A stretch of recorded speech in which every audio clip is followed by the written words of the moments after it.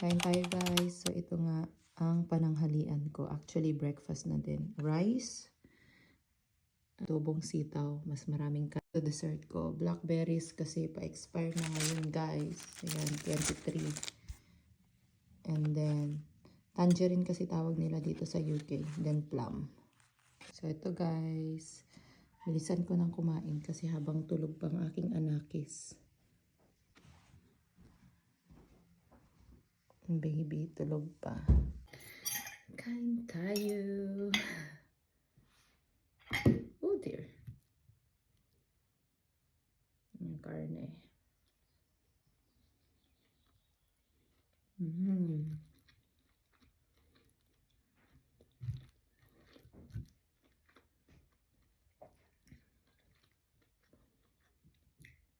Karne, sili, sitaw.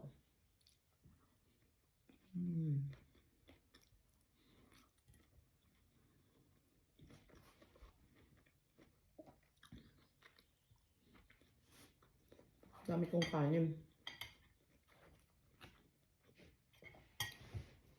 Gutom yan.